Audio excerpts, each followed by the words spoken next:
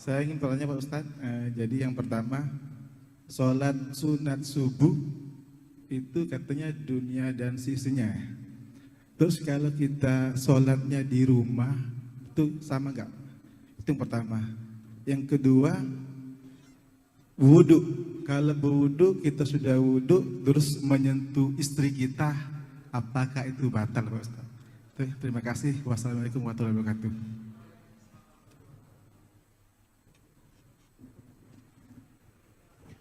Raka'atul fajri khairum minad dunya wa ma fiha. 2 rakaat qabliyah subuh lebih baik daripada dunia seisinya. Disebut dia dengan raka'atul fajri, disebut dia dengan rakaat qabliyah subuh. Bagi yang pakai usolli sunnatas subhi raka'ataini qabliyatan. Waktunya dari azan sampai ke iqamat. Jadi kalau bangunnya itu sudah azan subuh, dia di rumah, apakah dia langsung sholat subuh atau qabliyah subuh? Qabliyah subuh dulu. Andai terbangunnya itu sudah terlambat, apakah hilang waktu qabliyah? Tidak. Andai dia di masjid, masuk ke dalam masjid, tiba-tiba iqamat. Qad qamatis salatu, qad qamatis salah. Allahu Akbar, Allahu Akbar, la ilaha illallah. Dia langsung sholat subuh. Setelah sholat subuh, dia qabliyah subuh. Qadha diganti qabliyah subuh. Satu-satunya sholat qabliyah yang diganti Nabi adalah qabliyah subuh. Saking pentingnya qabliyah subuh. Rakaat pertama ayatnya qul ya ayyuhal kafirun. Rakaat kedua ayatnya qul huwallahu ahad. Imam Muslim dalam kitab Sahih Muslim membuat satu bab khusus. Waktunya dari azan sampai iqamat. Jumlahnya 2 rakaat. Ayatnya kuliah dengan kulhu. Keutamaannya lebih baik daripada dunia dan seisinya. Kalau qabliyahnya saja lebih baik daripada dunia dan seisinya, apalagi sholat subuhnya. Jadi dilaksanakan di rumah hukumnya boleh. Qabliyah itu tidak hanya di masjid saja. Lau ya'lamuna ma fil atamati was subhi. Seandainya mereka tahu pahala sholat subuh berjamaah dengan sholat isya berjamaah, la atauhu mahabwan. Mereka akan datang walaupun merangkak. Kenapa mereka tak tahu? Karena Allah tak kasih tahu. Allah mau kasih surprise bagi mereka yang datang sholat subuh berjamaah. Ini tentang qabliyah subuh. Yang kedua tentang bersentuhan laki-laki dengan perempuan yang tak mahram. Istri itu mahram karena nikah, tapi dia tidak mahram karena nasab. Yang dimaksud di sini mahram nasab. Apa beda mahram nasab dengan mahram nikah? Mahram nasab tak ada syahwat, tak ada nafsu. Orang dengan anaknya, kalau ada orang bernafsu dengan anaknya, ikat biar kami bawa ke panti penyakit jiwa. Jadi nanti kalau ada orang mengatakan itu kan istrimu, istrimu itu kan mahrammu, maka tak batal wudu'mu. Yang dimaksud mahram di sini bukan mahram nikah, tapi mahram nasab. Yang tak batal itu dengan anak, dengan emak, dengan adik emak, dengan perempuan yang mahram karena nasab tadi, bukan karena mahram karena nikah. Nah, setelah jelas itu, setelah jelas mahramnya beda, baru saya jelaskan menurut mazhab. Menurut mazhab Hanafi, mazhab yang paling tua dulu, namanya Imam Abu Hanifah, mazhabnya Hanafi, tinggalnya di Kufah, Irak sekarang, meninggalnya tahun 150 Hijrah. Menurut mazhab Hanafi, bersentuhan laki-laki dengan perempuan tidak batal wudu. Karena makna ayat aula mastumun nisa. Kalau kamu menyentuh perempuan, makna menyentuh di situ maaf, makna menyentuh di situ jima, bukan sentuh kulit. Tapi karena bahasa Quran itu tidak vulgar, bahasa Quran itu tidak porno, maka dia tidak katakan jima, dia katakan menyentuh. Tapi makna menyentuh di situ jima. Jima baru batal wudu. Kalau sekedar menyentuh tak batal menurut Hanafi. Itu makanya orang India, Pakistan, Bangladesh banyak dia menyentuh-nyentuh di Masjidil Haram waktu dia tak batal karena mazhab Hanafi. Mazhab Hanafi itu yang paling banyak di dunia ini. Turki, India, Pakistan, Bangladesh, Kufah, Irak. Mazhab yang kedua Maliki, nama imamnya Malik bin Anas. Tinggalnya di Madinah, makamnya di Baqi samping Masjid Nabawi. Meninggal tahun meninggal tahun 179 Hijrah. Menurut mazhab Maliki, bersentuhan laki-laki perempuan yang tak mahram batal kalau ada syahwat. Kalau tak ada syahwat tak batal. Bersahwat baru batal. Tak bersahwat tak batal. Yang ketiga, mazhab Syafi'i. Nama imamnya Muhammad bin Idris. Makamnya di Mesir, di Kairo. Meninggal tahun 204 Hijrah. Menurut mazhab Syafi'i, asal bersentuh laki-laki perempuan mau bernafsu tak bernafsu batal. Bernafsu tak bernafsu batal. Wudu. Abdul Somad pilih pendapat mazhab Syafi'i. Kenapa pendapat itu yang Ustaz pilih? Karena saya dari kecil belajar mazhab Syafi'i. Di sekolah belajar mazhab Syafi'i. Di Mesir belajar mazhab Syafi'i. Dan menurut saya pakai mazhab ini lebih selamat. Lebih selamat apanya Pak Ustaz? Misal saya berwuduk dari rumah, pergi undangan ke hotel, sampai di hotel mengucapkan selamat ke mempelai, selamat ya, selamat. Saya udah jaga, tapi yang perempuan itu disentuhnya ujung jari saya. Lalu kemudian saya sholat, Allahu Akbar. Datang setan berbisik, Abdul Somad, wudhu kau batal. Kata saya, tidak, aku tak bernafsu. Kata setan, ada sikit. Kan? Berkata-kata dalam pikiran.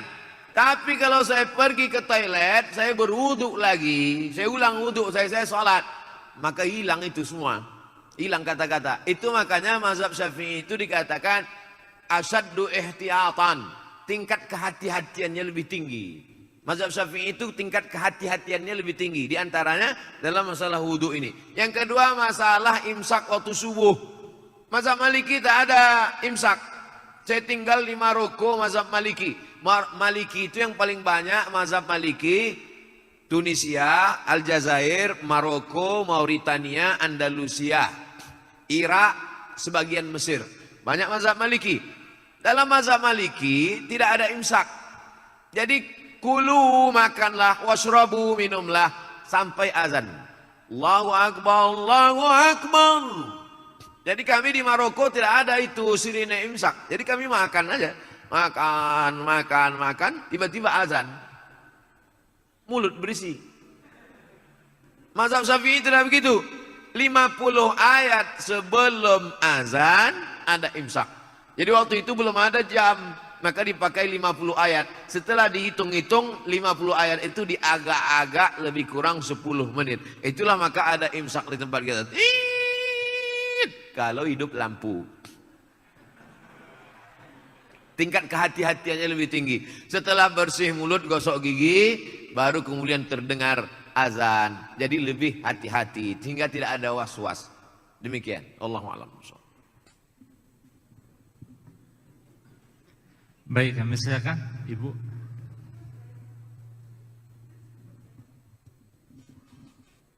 Assalamualaikum warahmatullahi wabarakatuh. Mau bertanya Ustadz Abdul Somad, begini Ustadz, kita kan sebagian besar dari pegawai PLN ini sudah dipotong zakat penghasilannya ya, Ustadz ya. Nah mungkin sebagian besar dari kita misalnya bisa menyimpan dari tabungan yang dari penghasilan yang kita sisihkan itu berupa tabungan, apakah itu berupa tabungan di bank ataupun emas. Nah, apakah itu ketika sudah mencapai nisabnya lagi 85 gram, apakah itu kita juga wajib kembali untuk mengeluarkan zakatnya atau seperti apa Ustadz? Terima kasih. Assalamualaikum warahmatullahi wabarakatuh.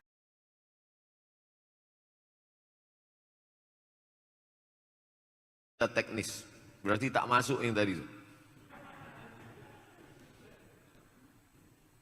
Kita hitung mudah dari Januari lah ya. Januari, kita hitung mudah dari Rabiul Awal, bulan Maulid.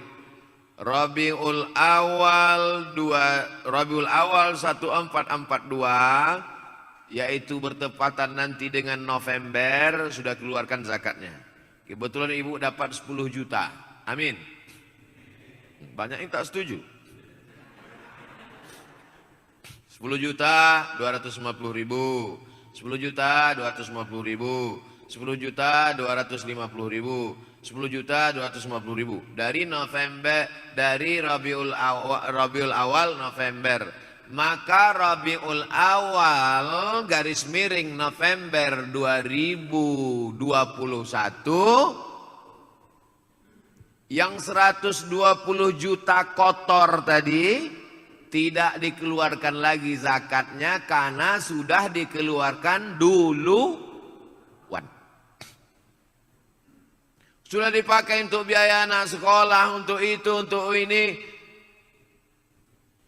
Yang kalau kotornya itu 120 juta karena 1 bulan 10 juta, maka tinggal berapa di situ tidak ada lagi zakatnya karena sudah dikeluarkan duluan.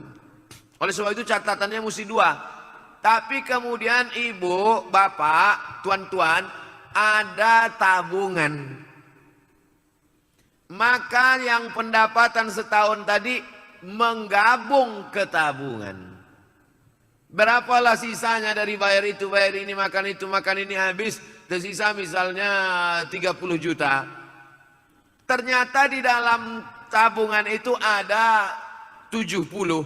Tambah 70 tambah 30. Maka menjadi 100. Yang tabungan itulah yang dihitung dalam simpan per tahun. Kapan mulai menghitung startnya itu? Setelah dia mencapai nisab 85 gram kali 1.085 juta. Jadi misalnya ada uang tersimpan yang bukan termasuk yang setahun yang sudah dikeluarkan tadi. Ada uang tersimpan di situ sekitar 70 atau sekitar berapa? Belum ada zakatnya karena baru 70. 80 belum juga ada zakatnya. Begitu mencapai ambang batas 85, 85, catat. Kapan dia mencapai 85? Mencapai 85 kebetulan pas 1 Idul Fitri. 1 Idul Fitri 85. Simpan setahun, barulah keluar zakatnya. Ini tentang masalah tabungan. Selesai masalah tabungan. Kalau begitu ada 2 catatan. Ada gaji yang dikeluarkan duluan, ada tabungan uang simpanan yang memang tidak diganggu-ganggu. Pertanyaan yang kedua tentang emas. Bapak ibu yang menyimpan emas dalam bentuk batangan, emas antam atau mini gold atau dalam bentuk dinar yang bukan perhiasan, maka dikeluarkan zakatnya 2,5% setelah disimpan selama setahun. Dapat uang, beli antam 5 gram. Dapat duit, beli antam 10 gram. Dapat duit, beli mini gold. Dapat duit, beli. Tapi bukan perhiasan. Ketika dia mencapai 85 gram, catat. Sudah mencapai 85 gram tanggal sekian. Tanggal ini penting. Setelah setahun disimpan, keluarkan zakatnya 2,5%. Tahun berikutnya 2,5%. Tahun berikutnya 2,5%. Kalau menjadi 100 gram, keluarkan 2,5% dari 100 gram. Menjadi 300 gram, keluarkan 2,5% dari 300 gram. Ini emas batangan yang bukan emas perhiasan. Sekarang pembahasan emas perhiasan. Gelang, anting, subang, perhiasan. Emas perhiasan 2 pendapat ulama. Pendapat pertama, emas perhiasan dikeluarkan zakatnya sekali seumur hidup. Pendapat Imam Ahmad bin Ambal, mazhab Ambali. Maka balik dari sini, ambil gelang, subang, rantai, anting, gelang kaki, gelang leher, semua, gelang tangan, hitung sekali seumur hidup 2,5%. Ini zakat yang ini pendapat pertama. Pendapat yang kedua, mengatakan perhiasan emas tidak ada zakatnya sampai nisabnya 200 keping. Kalau zakat normal tadi 20 keping. Kalau zakat perhiasan 200 keping. 200 keping itu 850 gram. 850 gram itu sekilo kurang seon setengah. Jadi kalau ada anting-anting ibu beratnya sekilo kurang seon setengah, asal dipakai undangan merah muka menahankan sakitnya, itu baru dikenakan zakat. Saya ulang sekali lagi. Zakat perhiasan emas dua cara, dua pendapat. Pendapat pertama, dikeluarkan sekali seumur hidup. Pendapat yang kedua, tidak ada zakatnya sampai 850 gram, sekilo kurang seon setengah. Saya pakai pendapat yang pertama.